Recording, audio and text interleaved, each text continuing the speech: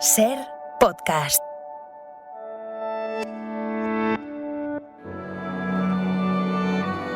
Bienvenidos a Sucedió una noche, un programa dedicado al mejor cine de todos los tiempos. I wanna hide from the sun, I wanna live in the dark, I wanna go to the movies. Nobody's waiting outside, but I feel alright, 'cause I'm here on my own.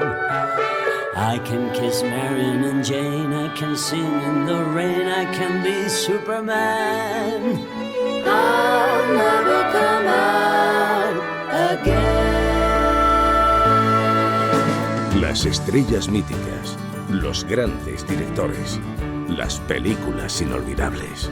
Dirige y presenta Antonio Martínez. Saludos a todos y bienvenidos a Sucedió una noche. Ya sabéis que lo nuestro es el cine clásico, pero que también nos encanta meternos en otras materias. Hoy, por ejemplo, hablaremos de escultura. Mirad, Moisés aquí en mármol, Moisés a los pies del Sinaí, dormido en la piedra. Dios lo puso ahí, la escultura se limitará a sacarlo a la luz. Aprenderemos un poco de historia de España. ¡Oh, el monasterio del Escorial! ¡Aquí vivís Felipe el Hermoso! No, señor. Felipe el Guapo es el de la locura de amor. Usted se confunde, Felipe. E incluso contemplaremos el estudio de lenguas extranjeras. Gom, clatu, parada, necto, clatu, parada, necto. Y para no olvidarnos de lo nuestro, jugaremos a las películas y charlaremos con el actor Gonzalo de Castro. Tenemos todo dispuesto, así que vamos con ello. I wanna hide from the sun, wanna live in the dark, and I'll never come back. El espectáculo está a punto de comenzar, pero no se alarmen ustedes, no les cobraremos la entrada. Lo que el cine nos dejó. Es tan difícil ser alguien que la gente no olvida. El pasado miércoles 4 de octubre se cumplieron 100 años del nacimiento de uno de los actores más carismáticos que ha conocido el cine. Nos referimos a Charlton Heston. Los próximos minutos están dedicados a él.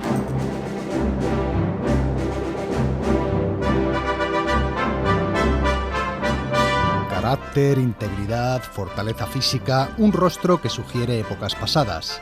El suyo era el perfil del hombre duro pero intachable, el hombre que inspiraba tanta confianza como autoridad. Fue el primer cachas del cine cuando todavía el bodybuilding no se había puesto de moda y mantuvo la tradición de los grandes aventureros de la pantalla iniciada por Douglas Fairbanks y Errol Flynn. Si no hubiera sido actor, habría sido estatua, porque es el intérprete del cine clásico que más personajes históricos ha encarnado. Venid los caballeros, por amor del Criador. Yo soy Roy Díaz, el Cid de Vivar Campeador. Moisés, la gente ya está reunida. Entonces partamos hacia la montaña de... William F. Cody. Podría ser un forajido. Tengo otro nombre. Algunos me conocen por Buffalo Bill. Miguel Ángel, por favor, venid y acompañadnos. Perdonad, pero es que no estoy muy presentable, eminencia. Cardenal. Respecto a los mosqueteros de Treville, cabezas rotas, espadas rotas, bagatelas, señor. Y Marco Antonio, Enrique VIII, Juan el Bautista, Tomás Moro, el general Gordon de la campaña de Jartum o el presidente Jackson. Personajes que los americanos llaman más grandes que la vida y que hicieron de él el rey indiscutible de las superproducciones en Technicolor. Desde los inicios de mi carrera me ofrecieron papeles de figuras históricas y pronto se convirtió en algo así como mi especialidad. Lo cierto es que algunos de ellos eran muy buenos. Interpretarlos fue una experiencia enriquecedora y la mayoría de mis papeles favoritos, los que considero más difíciles y complejos, pertenecen a esa categoría de personajes históricos. Su filmografía está llena de grandes títulos y grandes directores. DeMille, George Stevens, William Wyler, Sam Peckinpah, Orson Welles, Laurence Olivier, Frank Schaffner. Desde muy joven, Charlton Heston tuvo claro que aquel 1,91 m de altura y aquel torso musculoso había que exhibirlos. Empezó trabajando como modelo en una escuela de arte, pero no tardó mucho en meterse en el teatro. Luego hizo televisión y debutó en la gran pantalla en 1950 con Ciudad en sombras, una película de cine negro en la que hacía de timador. Hicisteis trampas. A ese tipo se le puede engañar solo con mirarle. Denny, ahora que tienes Aún dinero. no lo tengo. Barney piensa que debe cobrar el cheque un amigo suyo. Pero fue un encuentro fortuito en el aparcamiento de los estudios Paramount lo que cambiaría su destino. Charlton andaba por allí cuando por su lado pasó el director Cecil B. DeMille, que unos días antes le había hecho una prueba de cámara, una de las muchas a las que el actor se presentaba. Pensé, bueno, le conozco, debería saludar al menos, así que le saludé agitando la mano. Él entonces se volvió a su secretaria y le preguntó, ¿quién es ese? Ella miró su libro de notas y contestó, es Charlton Heston, ha hecho 3 obras de teatro en Nueva York y una película policíaca, le viste hace 2 semanas y no te gustó. Y él dijo, sí, pero me gusta cómo saluda. Y DeMille le incluyó en el reparto de una de sus películas más ambiciosas. Buenos días, señor Braden. Hola, Nick. ¿Cuándo llega el nuevo caballo, Brad? Mañana, Chuck. No frotes tanto, que las desgastas. Esas campanas tienen 60 años. Ya han tañido al mayor espectáculo del mundo. Charlton Heston era el director del circo en el mayor espectáculo del mundo. La película ganó el Oscar al mejor film de 1952 y se convirtió en la segunda más taquillera de la historia hasta entonces, tras Lo que el viento se llevó.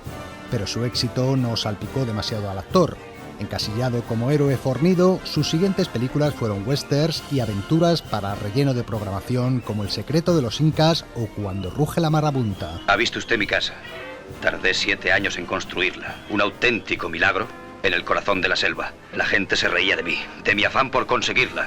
Pero yo no hice caso. La carrera del actor no conseguía despegar del todo, hasta que otra vez Cecil B. DeMille volvió a cruzarse en su camino. El director buscaba al protagonista de Los 10 Mandamientos, cuando reparó en el gran parecido que había entre el actor y la estatua de Moisés de Miguel Ángel. Así lo explicaba el propio director a la prensa antes de iniciarse el rodaje. Aquí tengo una foto de la estatua en Roma y pueden apreciar su gran parecido con Charlton Heston, que será quien haga de Moisés. Moisés, tan lleno de vida, cuenta la leyenda, que Miguel Ángel le golpeó con un martillo la rodilla y le gritó, ahora, habla. Y efectivamente, Moisés habló por boca de Charlton Heston. Faraón de Egipto, todavía no has obedecido al Señor. Deja a mi pueblo en libertad.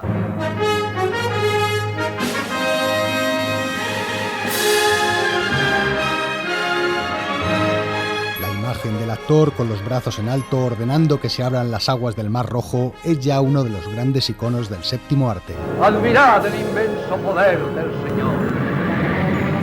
Condúcelos por en medio de las aguas.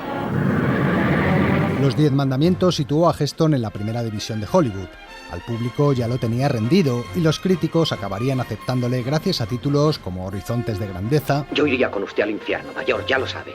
Cualquier cosa que me pida la haré sin vacilar. Y sobre todo a una película a las órdenes de Orson Welles. Están poniéndose de mal en un cine cerca de mi hotel.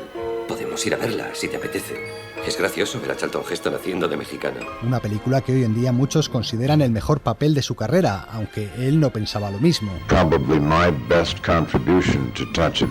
Probablemente mi mejor contribución a Set de Mal fue persuadir al estudio de que la dirigiera Orson Welles. Lo habían contratado como actor para hacer de malo y entonces les dije, ¿por qué no la dirige él? Es un gran director. Y pusieron una cara como si les dijera que la dirigiera mi madre. Pero al final reconocieron que era una gran idea y eso es lo mejor que hice en la película.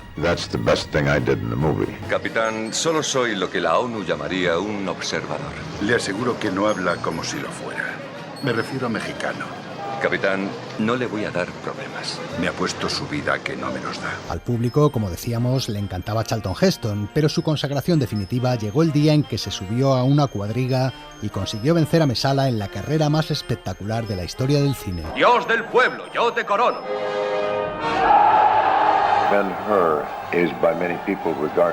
Ben-Hur es para muchos una gran película, quizá la más grandiosa de toda la historia del cine, pero Judá Ben-Hur no era un personaje muy complicado. Quizá no era difícil en lo actoral, pero sí en lo físico, y Heston se preparó a conciencia. Si tienes que aprender alguna actividad física para una película, nunca debes esperar a que empiece el rodaje, porque ellos no tienen tiempo para eso. En Ben-Hur, por ejemplo, 6 semanas antes de comenzar el rodaje, aprendí a conducir cuadrigas. El especialista Yakima Canut me enseñó a ser un conductor competente y lo dispuso todo para que yo ganara la carrera.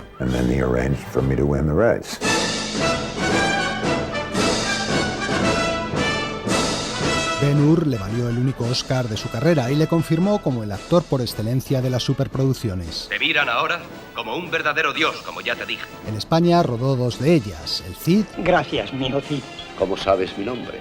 Solo hay un hombre en España que pueda humillar a un rey y dar de beber a un leproso en su propia boda. Y 55 días en Pekín. Estamos llegando a Pekín, es decir, la capital de la China. Este es un país cuna de una antigua civilización. Y de paso aprendió a chapurrear algo nuestro idioma. Yo hablo español como caballo. Aunque con los años se haría mucho más conservador, Heston fue en los 60 uno de los principales apoyos en Hollywood de Martin Luther King en su lucha por los derechos civiles, y lideró el grupo de estrellas de cine que se comprometió con la Gran Marcha sobre Washington de 1963. Todo lo que un actor hace, lo hace a la vista del público. Si tienes una identidad pública, no puedes renunciar a ella, pero esto no lo hacemos como personas famosas. Estamos exponiendo el derecho ciudadano a la reunión pacífica. Está en la Constitución.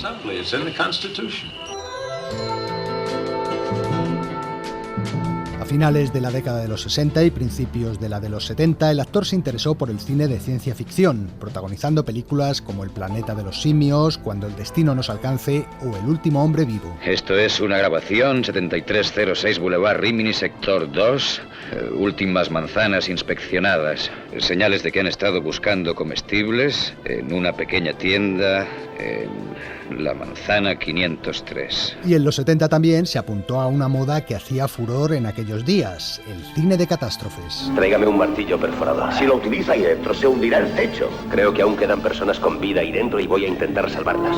Nadie le ayudará. Terremotos, aviones en peligro, barcos hundidos, aquellos desastres encajaban a la perfección con el tipo de héroe humano y valiente que él siempre había representado. Poco a poco, Charlton Heston fue espaciando cada vez más sus papeles en el cine, aunque sin dejar nunca de trabajar. También se prodigaba en el teatro y la televisión. En los años 80 el actor haría una de sus intervenciones más criticadas, su papel en la serie de televisión Los Colby. En ese momento de mi carrera lo acepté por 3 razones: para ganarme la vida, para hacer un papel que supusiera un reto y para aprender algo nuevo. Hacía un trabajo que me era satisfactorio y que además no me suponía un calendario demasiado apretado. A partir de entonces su labor en el cine se limitó a pequeñas apariciones en películas como Mentiras arriesgadas o En la boca del miedo, pero sobre todo, en los últimos años de su vida, Heston se significó más que por su trabajo de actor, por su actividad dentro de la Asociación Nacional del Rifle, una agrupación que presidió durante 6 años. Oiga, me preguntaba si podía hablar con usted. Estamos haciendo un documental sobre, ya sabe, el asunto de las armas y soy miembro de la ANR. Me encantaría que pudiéramos hablar un poco sobre este... Un momento, déjeme consultar mi agenda. Quizá pueda recibirle mañana. Ahora tengo una visita. En su documental Bowling for Columbine, Michael Moore dejaba en evidencia la ideología cada vez más ultraconservadora del actor y su defensa a ultranza de las armas. Esto era lo que decían por entonces los miembros de este grupo. Nos proporciona un altavoz. Hemos sido demonizados injustamente por la prensa y ahora Moisés nos ayudará a poner las cosas claras. Y en efecto, empuñando un rifle, Heston se dirigía a sus partidarios como un nuevo Moisés dispuesto a guiarlos. Quiero decir unas palabras de lucha para todos los que escuchen mi voz. Solo me lo arrancarán de mis frías manos muertas. From my cold, dead hands. Todo ello destruyó la imagen de gran héroe cinematográfico que muchos espectadores de todo el mundo tenían de él. De héroe pasó a ser villano, pero ultraderechista o no, lo que nadie puede quitarle es su puesto destacado en la historia del cine. Durante varias décadas fue, junto a John Wayne, el actor más taquillero de la pantalla, y su nombre figura en los repartos de buena parte de las películas más populares de todos los tiempos. Un tipo de cine épico del que él fue el máximo representante.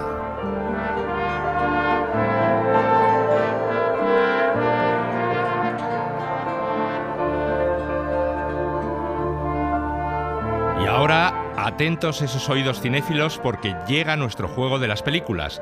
Estas son las 3 que tenéis que adivinar esta semana. Solo me obedece a mí.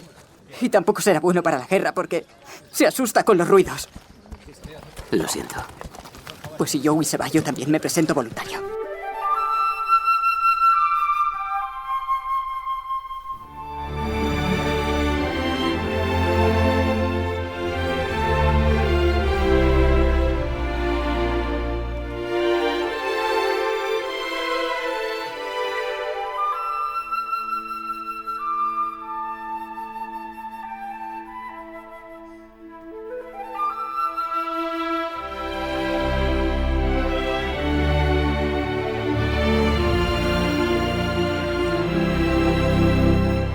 pasado? Han hecho el choque de James Dean. Había ido todo bien, pero empezó a sentir náuseas cuando volvíamos. Una leve conmoción.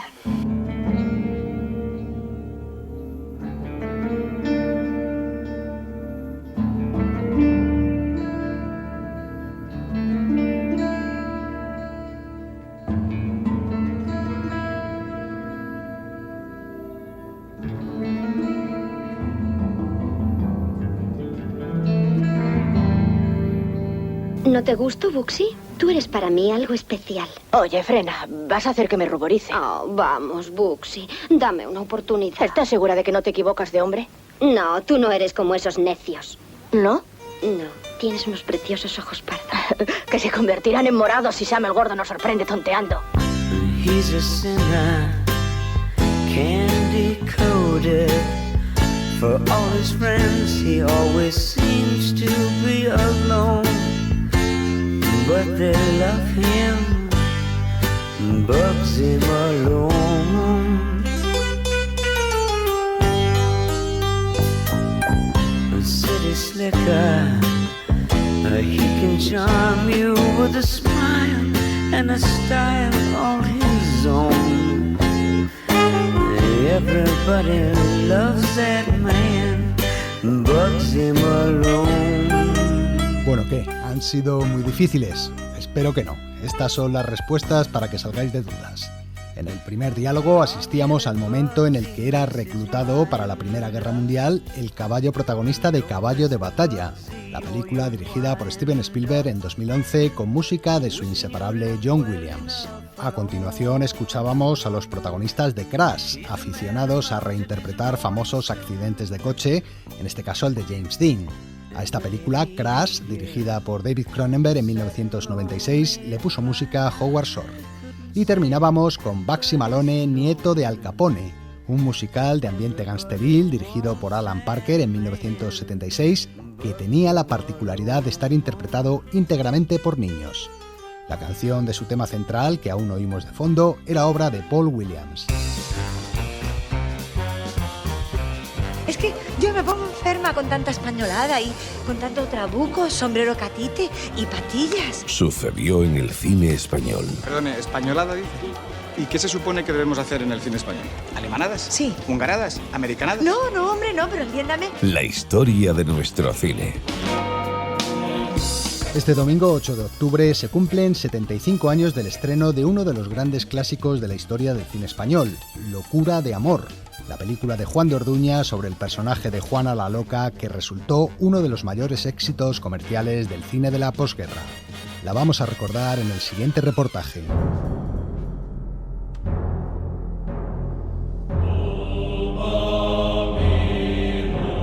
Fue hija de reyes y madre de emperador, pero ha pasado a la historia por su salud mental. ¿Y ha comunicado ya el rey su decisión de recluir a la reina? No, pero mañana lo hará en el consejo. Una reina loca es un obstáculo para gobernar. Murió alejada del trono, recluida durante décadas en un convento. Su delito, haber amado más que nada a su marido. ¿Es cierto que está enferma? Su enfermedad es solo un amor desgraciado. ¿Tanto cariño tiene al archiduque? Tanto que no podría quererle más. ¿Y él? Continuamente la desprecia. Juana era hija de los reyes católicos y se convirtió en un instrumento político de sus padres en su estrategia de aislar a Francia casándola con el hijo del emperador de Austria. Un matrimonio de conveniencia que, sin embargo, tuvo un contratiempo. La infanta se enamoró perdidamente de su marido. Hay noches que me parece ver a mi madre, doña Isabel, mostrándome con su mano este ancho pedazo de mundo que me dejó en herencia. Y me parece oír su voz que dice: piensa en tus deberes. Y yo pienso en ti. Quiere a tu pueblo y yo te quiero a ti. Conserva tus estados y yo le pido a Dios que conserve tu vida. Y quiero llorar como reina y solo lloro como mujer enamorada. Este hecho marca el punto de partida de la supuesta locura de Juana, al que hay que sumar también los celos, ya que Felipe era un esposo infiel. Tu amor y tus celos no hacen más que poner en evidencia mi nombre y mi honor. Tu honor, para guardarlo, he venido a reclamarte que guardes el mío. ¿Y crees que así conquistas mi cariño? Ya lo sé que no lo tengo, que me aborreces, pero no me importa. Yo te quiero, y como mi amor es tu castigo, cada día te quiero más y más. ¡Basta! La historia de Juana la Loca saltó al cine cuando, a finales de la década de los 40, la productora Cifesa decidió abandonar las películas patrióticas que habían dominado el cine español de la primera posguerra, con títulos como Sin novedad en el Alcázar o A mí la Legión, y con el beneplácito del gobierno de Franco puso en marcha una serie de producciones históricas que, sin resultar tan cercanas al fascismo derrotado en la Segunda Guerra Mundial como las películas patrióticas, mantuvieran el espíritu de exaltación nacional. La productora recurrió entonces a un dramón de Manuel Tamayo y Baus, estrenado en los teatros del siglo XIX, que giraba en torno a la tormentosa relación entre Juana y Felipe el Hermoso. Si el rey supiera que le espiabais, ¿qué me importa que lo sepa? Yo misma pienso preguntarle a qué va ese mesón, quién es la mujer que vive en él. Vuestros celos no tienen fundamento. Tened en cuenta que en un mesón no puede haber más que villanos. ¿Y qué? Si él fuera villano, no le querría yo como le quiero ahora. La película se narraba a través de 4 largos flashbacks contados por un vasallo de la reina al futuro rey Carlos V. Quizá mi relato os produzca tanta amargura que jamás podáis olvidarlo. Pero al fin es la historia de vuestra propia sangre. Comenzó la noche que España perdió para siempre a la reina Isabel. Juana se hizo cargo del trono con el apoyo de su padre, Fernando el Católico, pero su reinado fue desdichado por culpa de las infidelidades de su esposo. El plan de declararla loca e inhabilitarla como reina no fue más que una lucha de poder entre los partidarios flamencos de Felipe y los castellanos leales a la reina. Sus continuas imaginaciones, sus celos, sus lágrimas sin ocasión ni motivo, no bastan para probar que la reina ha perdido la razón. Bastan para probar que don Felipe de Austria no es más digno de sentarse en el trono de la reina doña Juana que de ocupar el tálamo de una mujer como ella. Como hombre aficionado a toda clase de amoríos, le molesta la presencia de su esposa, y como rey ambicioso, pretende librarse de la reina propietaria de Castilla. Finalmente la reina fue declarada loca y Felipe nombrado rey, pero apenas pudo reinar, ya que falleció súbitamente a los pocos días. La causa, un enfriamiento producido tras un partido de frontón. ¿Qué os ocurre? ¿Tembláis? Tengo mucho frío. ¿Qué habéis hecho después del juego? ¿Os habéis mojado como acostumbráis? Creo que debierais llamar a Marliana. Bebí un vaso de agua. Estaba muy fría. Acabábamos de jugar. ¿Queréis llamar?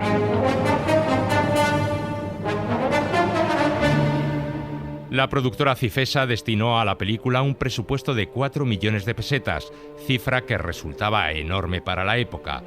El director de arte, Sigfrido Burman, construyó en los estudios Sevilla Film unos espectaculares decorados de cartón piedra y escayola, y tampoco se ahorró en vestuario para lograr una puesta en escena apabullante. Elvira, quiero que estas patenas y estos brinquillos se los ofrezcas a mis damas. Que cada una se ponga lo que la favorezca más. Quiero que la corte de Burgos sea tan rica como la de Flandes. Es preciso que en Palacio todo sea alegre para que don Felipe no se aleje nunca de él. El elegido para dirigir la producción fue Juan de Orduña, un antiguo actor famoso durante la etapa muda que se convirtió en director tras la Guerra Civil. El éxito que tendría Locura de Amor le convertiría en el director por excelencia del cine histórico. Nos decían que era un bedenil de su época, ¿no? Y español. Era un hombre magnífico. Y además sabía dirigir muy bien a los actores, ¿no?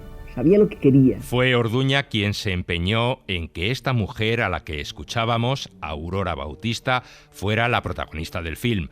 Una joven de 23 años, por entonces sin ninguna experiencia en el cine, a la que tras verla en el teatro, el director le hizo una prueba que le dejó maravillado. Y me dijo, ¿qué escena escoges del guión? Digo, una escena de la locura. Bueno, total, yo ya había estudiado con mi profesora en el Instituto del Teatro el personaje de doña Juana, y entonces pues le hice la escena y se quedó entusiasmado. ¡No es cierto que estoy loca! ¡Es eso! ¡Que nadie lo dude! ¡Qué felicidad, Dios mío! Creía que era desgraciada. Y no era eso. Era que estaba loca. Pero en Cifesa no estaban dispuestos a arriesgar su superproducción con una actriz novata y desconocida. Yo fui la persona como menos indicada dentro de la profesión porque no era nada conocida, comercialmente sobre todo, porque creían que había sido pues una ventolera, un capricho, Era muy joven, demasiado joven para la reina, y creían que había sido un desacierto total, porque entonces el celuloide estaba carísimo, había que pagarlo en divisas, y yo pues podía ocasionar unos gastos a la película increíbles. Orduña llegó a un acuerdo con la productora, comenzaría el rodaje con ella y tendría 15 días de margen. Si pasado ese tiempo no estaban satisfechos con su trabajo, sustituiría a la actriz y él se haría cargo de su propio bolsillo de los gastos ocasionados. Todos los días un miembro de la productora visionaba lo filmado y debió quedar satisfecho, porque llegado un momento a la actriz le pusieron un coche y así pudo dejar de coger el autobús para ir al rodaje. En el reparto de la película participaron casi todos los actores del cine español de la época. Los principales papeles masculinos recayeron en Jorge Mistral y en Fernando Rey, que interpretaba a Felipe. Bien sabe Dios que él estaba muy mal, ¿no? Con aquella peluca, parecía mi hermana. Además, yo siempre he tenido elementos en que me destruyo a mí mismo comparando, ¿no? Y con mi hermana se parece mucho a mí, pero es mujer. Cuando a mí me ponían aquella peluca de Locura, Amor, yo era igual que mi hermana. También destacaba en el reparto una joven Sara Montiel que daba vida a la amante del rey, una mora movida por deseos de venganza. Quiero ser dama de la reina. ¿Por qué os lleva la ambición a desear un servicio que debiera repugnaros? ¿Cómo podría la reina admitir a una infiel mora? Olvidáis sin duda que su madre hizo saltar a cañonazos los bastiones de la media luna. ¿Cómo podía olvidarlo? Cuando mi padre, el rey Zagal, huyó a África y el sultán de Fez le quemó los ojos, juré sobre el Corán venganza contra la reina Isabel y contra todos sus descendientes. Sara Montiel solo tenía 19 años por entonces y aunque ya había participado en varias películas, Locura de Amor fue la primera en la que empezó a sonar su nombre. Encarnita Paso y yo, ella hacía también una dama de honor de la reina. Y claro, trabajábamos juntas, yo hice mucha amistad con ella porque éramos muy jovencillas. Y entonces venía Aurora y decía, ¿qué habéis traído para comer? Ah, pues mira, hemos traído estos bocadillos. Nos repartíamos los bocadillos entre las tres, porque también Aurora era la primera película que hacía. La película incluía la correspondiente doctrina franquista. No culpéis a vuestro padre, señor. Su carácter respondía al ambiente de Flandes. Allí se dictaban leyes entre cacerías y torneos, y el amor y la política eran palabras superficiales. Vuestra madre, educada en la severa corte de Castilla, tenía de ellas un concepto muy distinto. En realidad, Felipe no era el verdadero culpable del maltrato a Juana, y por tanto al país, sino los extranjeros que maniobraban contra ella. Sé que muchos procuradores vacilan. El rey tiene comprado a casi todos los médicos de cámara que están dispuestos a dictaminar la absurda locura de doña Juana. Y de ser ciertas vuestras suposiciones, ¿cómo podríamos ayudar a la reina? Conspirando en su favor. ¿Cómo conspiran los partidarios del rey? Eso sería provocar una guerra civil. Aunque queramos evitarla, surgirá cualquier día. El pueblo está dispuesto a exigir por la fuerza sus derechos. También estaba el tema de la religión. Me odias porque el rey me quiere, pero yo te odio mucho más porque crees en Jesús y yo en el profeta. Y por supuesto, la exaltación de las grandezas imperiales del pasado español. ¡Caja, su Alteza! Por la gracia de Dios, reina de Castilla y de León, de Granada, de las Indias y de la tierra firme del océano, princesa de Aragón, de Jerusalén y de las dos Sicilias, archiduquesa de Austria, duquesa de Borgoña y de Brabante, condesa de Flandes y el Tirol, y señora de Vizcaya y de Molina.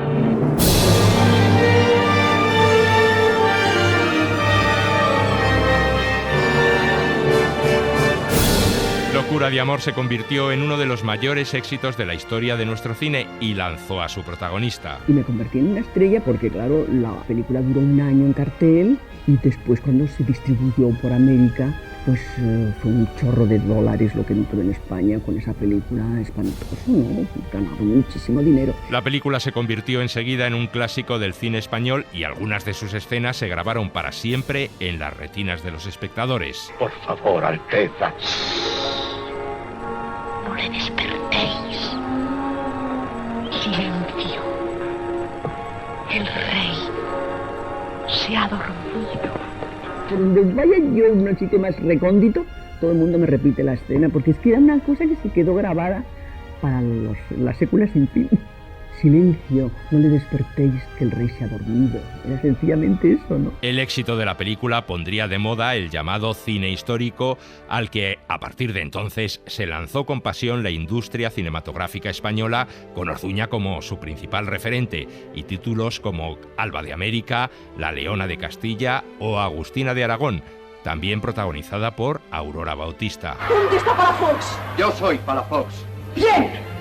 Aquí está el que buscabais. Si derribáis a este hombre, derribáis lo único que le queda a España. Pensadlo. El enemigo llegará pronto a Zaragoza. ¿Qué haremos entonces sin él?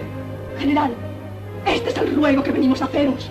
No permitáis nunca que entren en Zaragoza. Vista con los ojos actuales, Locura de Amor tiene un interés, digamos, arqueológico, como historia de nuestro cine, pero resulta forzadamente grandilocuente, con un guión construido a base de un sentimentalismo muy teatral, diálogos engolados y un dramatismo sobreactuado en las interpretaciones que casi más lleva a la risa que a la emoción.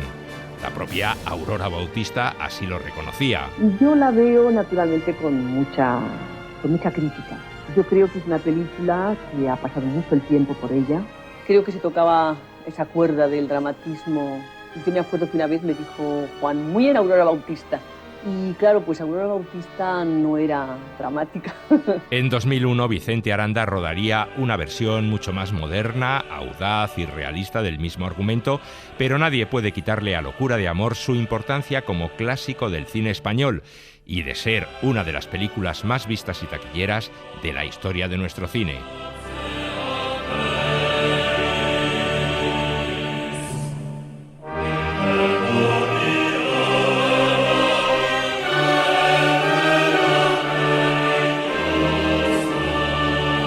Sucedió una noche.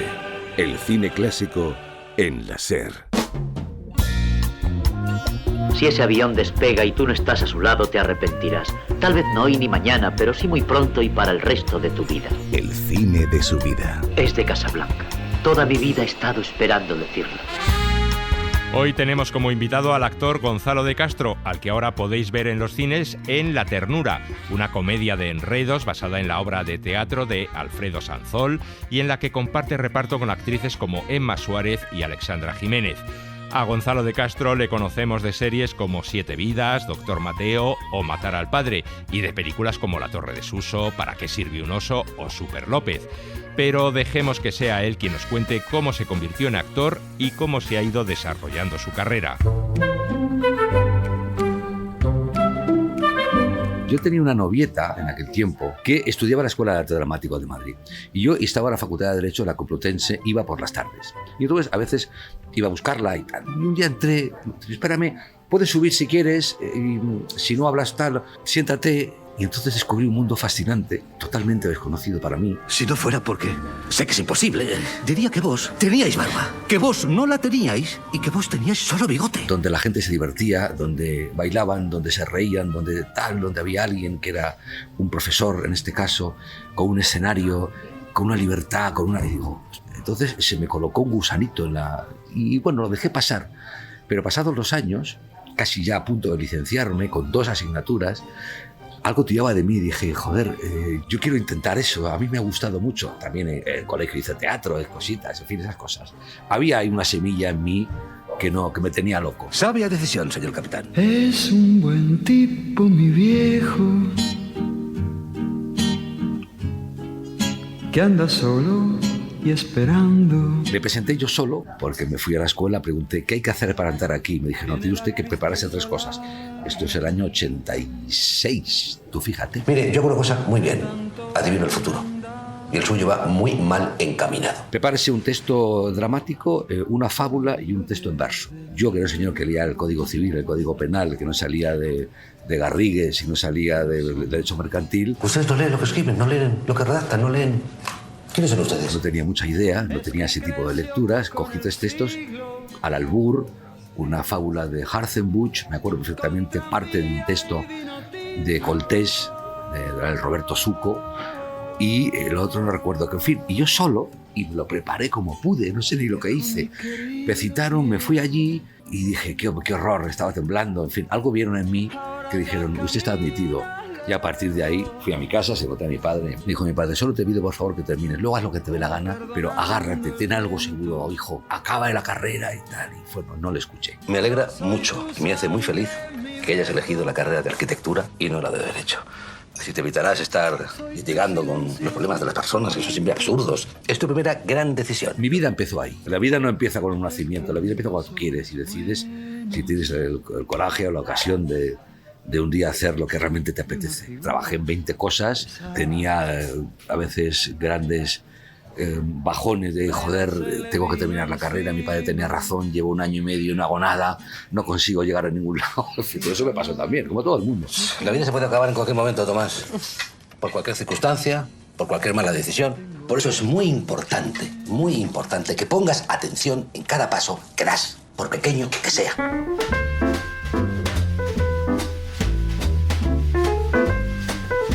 Cuando uno empieza a ganarse la vida en esto y empiezas a vivir de tu profesión, que yo afortunadamente a día de hoy lo puedo decir con toda la boca, es cuando uno dice, coño, vivo de este oficio, ¿no? Me considero un intérprete. Y eso ocurrió con 7 vidas. Después de muchas cositas que hice, pues fue ese momento, ¿no? Hay que ser agradecido, hay que saber uno de dónde viene. Yo vengo de allí. ¿Cómo empezó todo? ¿Cómo empezó todo? Mira, hay una teoría, madre. En principio fue el Big Bang. Luego hubo una lluvia de estrellas. Hijo. Creo que más que el inicio del universo, mamá quiere saber cómo empezó lo tuyo con Carmina. ¿Con quién? ¿Carmina? Carlota. Me llamo Carlota.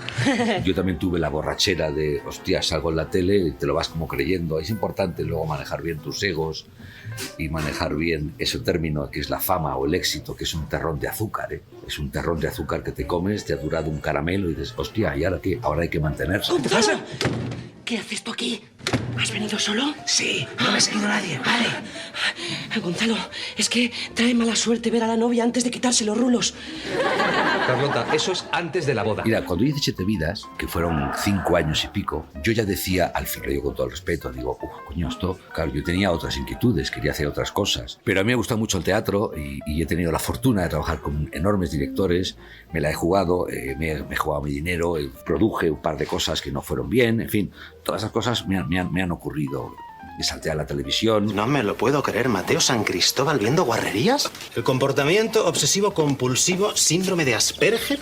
Sí, estoy haciendo un estudio. Pero ahora, si debo decirte la verdad, siempre lo digo, para mí la expresión más noble de un actor es el teatro. Entonces a mí me gusta mucho el escenario, su liturgia, me gusta mucho.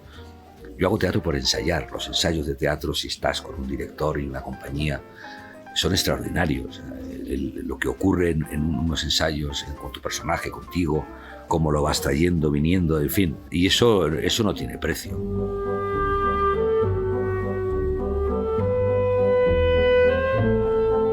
Yo he entrado muy tarde en el cine, sí, me hubiera gustado que hubieran apostado más, pero bueno, son cosas que pasan, esas cosas tú no las eliges, ¿no? Pero el cine, bueno, he hecho pequeñas cosas, he hecho papeles alimenticios que me han permitido vivir y pagar mis recibos y mi casa y estas cosas. Pero bueno, es ahora con el tiempo cuando parece ser que, bueno, pues me siento cómodo, me apetece, me ofrecen cosas que sí me interesan, sí quiero, como La Ternura, esta película que presentamos. El volcán de esta isla lleva dormido más de 100 años, aunque a veces patalea como niño, para que sepamos que él aquí es quien manda.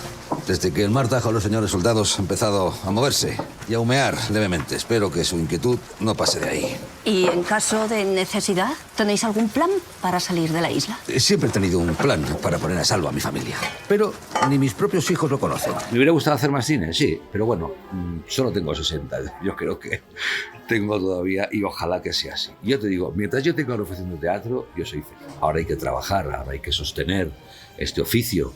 Y a mí, afortunadamente, pues me ha ido yendo bien y vivo de mi trabajo. Y consigo elegir los trabajos. En fin, me encuentro en un momento extraordinario, ¿no?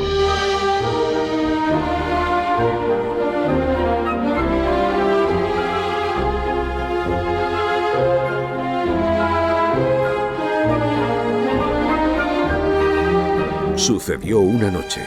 El cine clásico en la SER. Jack Bourbon presenta... Puente de mando todo dispuesto. Potencia impulsora a su discreción. Cuando el cine rompe los límites. El futuro es nuestro mundo. El futuro es nuestra época. Las mejores películas del cine de ciencia ficción. Un mundo que permite que nuestros sueños científicos y tecnológicos se hagan realidad.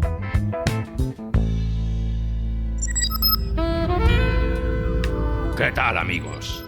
La película que os traigo hoy es un clásico del año 1951, Ultimátum a la Tierra, un film que consiguió inyectarle buena dosis de crítica e inteligencia a un género como la ciencia ficción, considerado hasta entonces solo escapista. Filmada en un elegante blanco y negro y con un ritmo pausado no solo en la acción, sino también en las interpretaciones de sus protagonistas, resultó una película bastante novedosa en varios aspectos, como os vamos a contar a continuación. Su responsable fue Robert Wise, un director todoterreno que tocó prácticamente todos los géneros, desde películas de boxeo como Marcado por el Odio o cintas bélicas como El Yangtze en llamas, a musicales como West Side Story o Sonrisas y lágrimas. Y hablando de música, destaca también en la película la banda sonora compuesta por Bernard Herrmann, que utilizó el ceremín para darle a la partitura ese toque tan inquietante que tiene.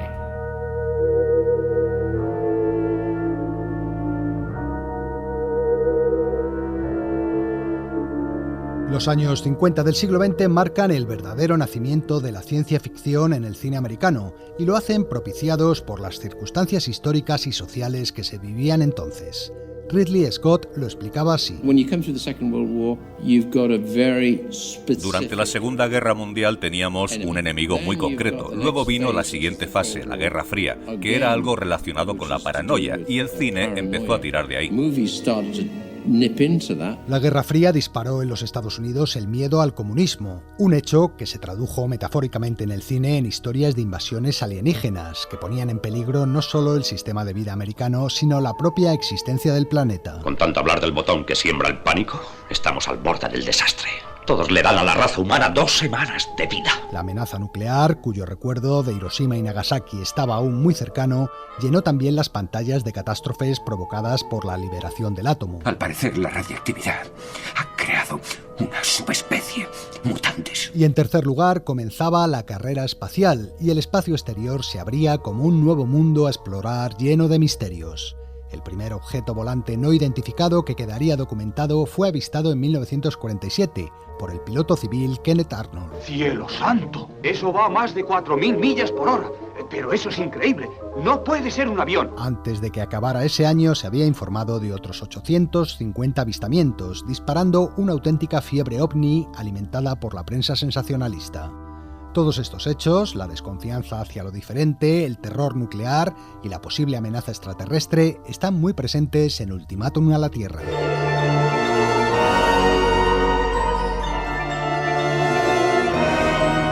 No fue la primera, ya que El Enigma de Otro Mundo se había estrenado unos meses antes, pero sí la segunda película de Hollywood que presentaba a visitantes alienígenas. Oiga, señor, ¿quiere que le ayude a buscar el hombre del espacio? Yo sé cómo es. Tiene una cabeza muy grande y cuadrada y 3 enormes ojos. En este caso, el aspecto del extraterrestre no tenía nada de monstruoso, sino que era igual a nosotros. El esqueleto es completamente normal, tanto en lo que se refiere a los órganos principales, corazón, hígado, bazo, riñones. ¿Qué edad le calcula usted? Yo diría que unos 35 a 38. Él me lo dijo esta mañana mientras le examinaba. 78. No lo puedo creer. Dice que el promedio de su vida son 130. Dice que su medicina está mucho más adelantada. Y a diferencia de la gran mayoría de películas sobre el tema que se harían en los años siguientes, el objetivo del visitante no era destruir la Tierra o esclavizar a sus habitantes.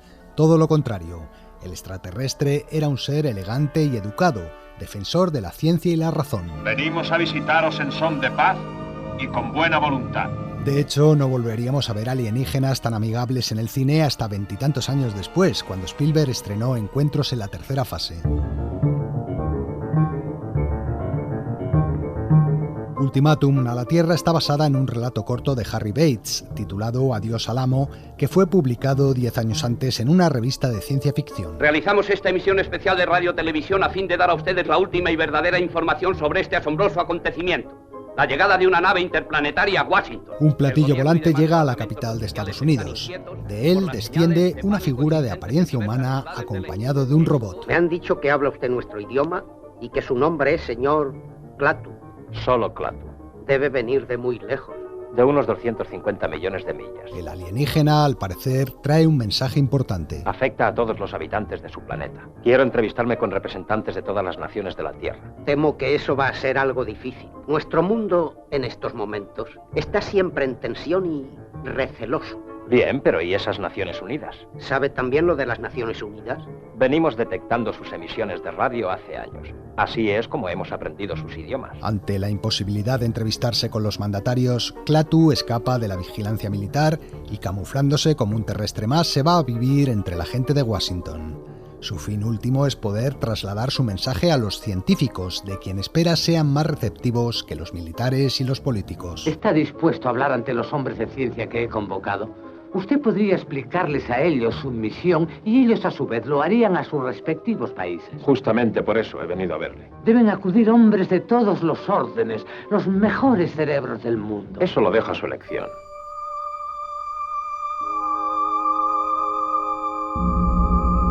Ultimátum a la Tierra es una película que tiene un discurso pacifista y alerta de la creciente expansión atómica que se vivía entonces, con las cada vez más numerosas pruebas nucleares realizadas tanto por los norteamericanos como por los soviéticos. Sabemos por nuestras observaciones que en este planeta se ha descubierto una rudimentaria fórmula de energía atómica.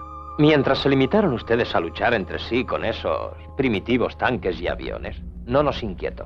Pero alguna de las naciones puede aplicar esa energía a naves interplanetarias, lo que originaría una amenaza para la paz y la seguridad de otros planetas. Y eso no podemos tolerarlo. Es también un alegato en favor de la razón frente al miedo, dejando patente que el verdadero peligro para la Tierra no es la amenaza extraterrestre, sino nosotros mismos. Nuestros problemas son muy complejos, Klaatu. No debe juzgarlos tan severamente. Yo juzgo solo por lo que veo.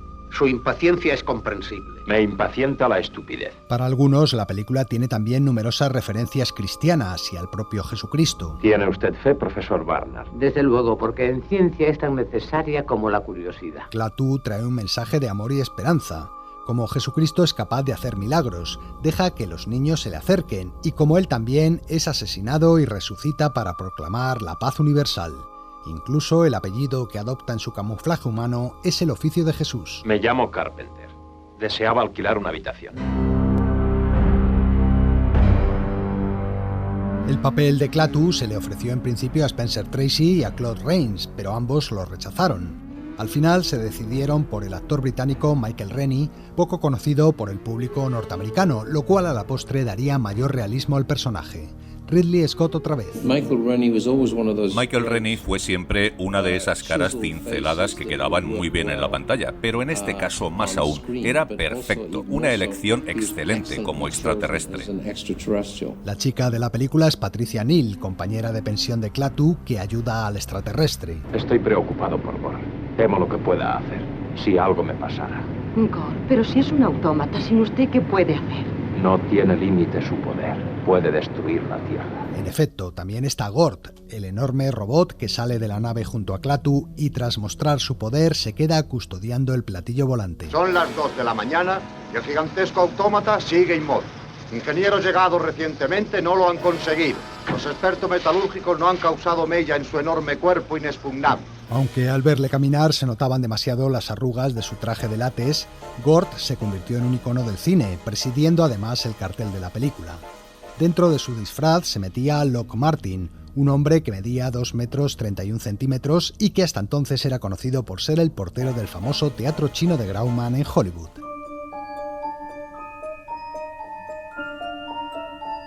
Entre las escenas más inolvidables de la película está la llegada del platillo volante, la aparición de Klaatu con su traje brillante, o las secuencias en las que el extraterrestre decide ofrecer una muestra de su poder. Algo que les hiciera notar a ellos y a sus respectivos países la seriedad de la situación. Algo que pudiera afectar a todo el planeta, pero que no se cause mal alguno ni se destruya nada. Durante media hora deja a todo el planeta sin suministro eléctrico, lo cual explica el título original en inglés que tenía la película, The Day the Earth Stood Still, el día en que la Tierra se detuvo. Según noticias, se ha neutralizado en todas partes con raras excepciones. Y estas excepciones son muy notables. Hospitales, aviones en vuelo y otros servicios. Desearía poder darles más informes, pero como saben, las comunicaciones están cortadas. Teléfonos, radio, cable, todo en absoluto. Steven Spielberg elegía en cambio esta otra como su escena favorita. La mejor escena de Ultimátum a la Tierra para mí es cuando el extraterrestre entra en la casa del científico y resuelve las ecuaciones de la pizarra. ¿Cómo se atreve usted a escribir en esa pizarra? ¿No sabe que el profesor lleva mucho tiempo resolviendo ese problema? Ahora lo resolverá fácilmente. Yo no lo borraría. Al profesor le hace mucha falta. Es una escena que entendí siendo niño porque me di cuenta de que podíamos vivir en armonía con las razas de otros mundos, ya que las matemáticas nos colocaban en un terreno de juego nivelado que podíamos compartir. Y no podemos olvidar las palabras mágicas que han pasado a la mitología de todo buen aficionado a la ciencia ficción cinematográfica que se precie. Si a mí me ocurriera algo, vaya a buscar agua. Dígale estas palabras. Clatu, Barada, Nicto. Por favor, repítalo.